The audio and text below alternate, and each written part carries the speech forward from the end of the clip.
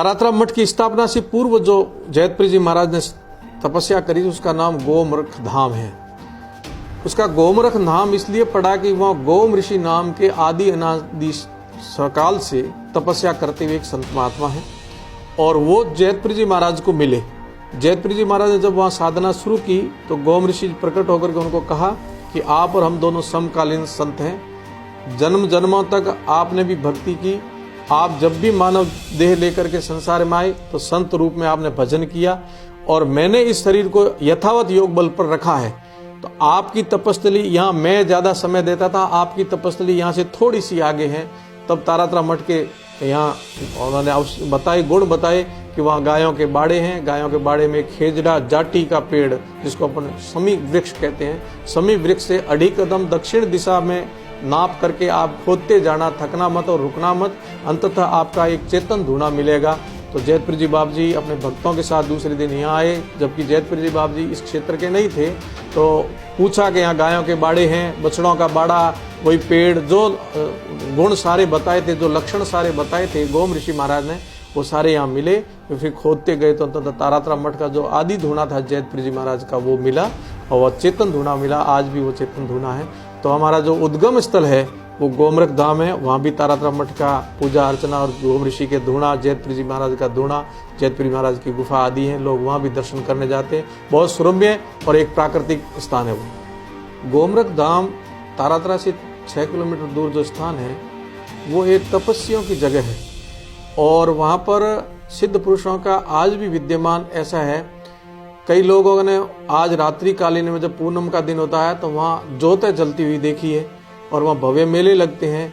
तो ऐसी दिव्य तपस्वी जगह है गोमरख धाम, जहाँ आज भी तपस्वी संत विद्यमान हैं। अरावली की ये पश्चिमी क्षेत्र की श्रृंखला में तो गिरी कंदराओं के अंदर जो साधु संत तपस्या करते थे अपने योग बल के द्वारा कई सालों तक शरीर को रखते थे, उसमें से ये गोमरख धाम भी एक ऐसा दिव्य और एक चमत्कारिक और एक तपस्वी भूमि है जो तारातरा से लगती हुई है और वहीं से तारातरा मठ का उद्गम स्थल हमारा गोमरख धाम है।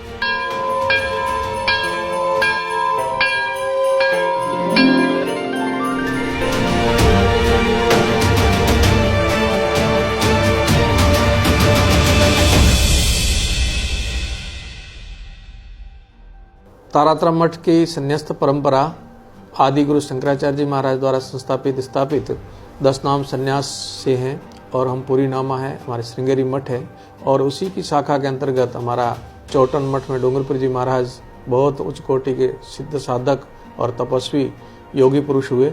उनके ही परंपरा में, उनकी पीढ़ियों में जैतपुरी जी महाराज जो हमारे तारातरा मठ के संस्थापक हुए वह वहाँ से चौटन से दीक्षित होकर के फिर तारातरा के पहाड़ों में आए।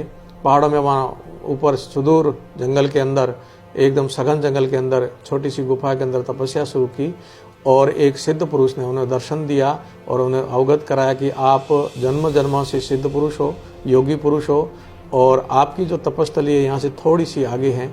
उन्होंने यहाँ तारातरा जो अभी स्थापित मठ है इसके लक्षण बताए, इनके चिन्ह बताए कि आपका वहाँ आदि अनादि धूना है, वहाँ जाकर के आप तपस्या कीजिए। जैतपुरी जी महाराज फिर यहाँ आए और यहाँ आकर के तारातरा मठ की स्थापना करी और तब से लेकर के आज दिन तक तारातरा मठ के अंदर सिद्ध पुरुषों ने तपस्या करी। क्षेत्र में एक ख्यातनाम मठ, पश्चिमी राजस्थान की तपोभूमि और अभी गुरु मोहनपुरी जी महाराज का जो यहाँ अलौकिक दिव्या प्रकट्य हुआ है, मालानी के महादेव के नाम से प्रसिद्ध हुए हैं, उनके ही मार्गदर्शन पर चलते हुए अभी तारातरा की 27 छोटी बड़ी शाखाएं हैं जो पश्चिमी राजस्थान में हैं, कुछ गुजरात में हैं और ये मेरे से 7वीं पीढ़ी है।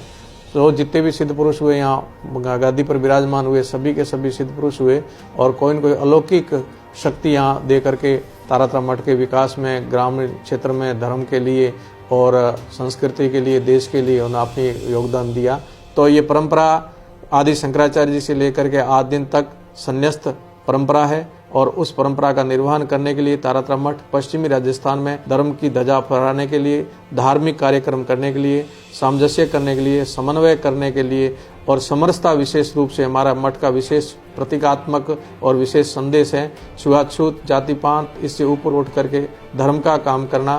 क्योंकि हमारे परंपरा के साथ में ही चांदाराम भील नाम के व्यक्ति वो आए थे, आज दिन तक उनकी पूजा अर्चना जैसे जैतपुरी जी महाराज की धूणे की होती है ऐसे ही चांदाराम भील के धूणा की भी यहाँ पूजा अर्चना होती है और भेदभाव रहित रह करके हम लोग मानव संदेश देते हैं। सबसे बड़ा जो एक चमत्कार मैं दिखाना चाहता हूँ, हमारे गुरुजी की बरसी हुई थी। आप लोग जब तारातरा मठ का दर्शन करेंगे, गुरुजी की जब समाधि लगी, पूर्व मुख्यमंत्री महोदया वसुंधरा जी यहाँ पधारी थी, तो हमारा पुराने वाला मठ का भवन था। और 1 साल बाद जब वो आई तो बिल्कुल नया भवन खड़ा देखा, तो उन्होंने मुझे कहा कि आप इतने बड़े महल में गुरुजी का भंडारा क्यों कर रहे हो।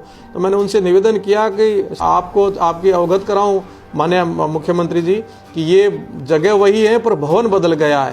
तो बोले भवन 1 साल में इतना कैसे बदल गया, इतना बड़ा 1 साल में खड़ा हो ही नहीं सकता। तो मैंने सार्वजनिक सबके सामने लाखों लोगों के सामने ये बताया था और ये सत्य घटना है कि पुराना हमने 6 महीने में लगभग तो हमें पुराना हटाने में लगा और 6 महीने हमने ये नया बनाया।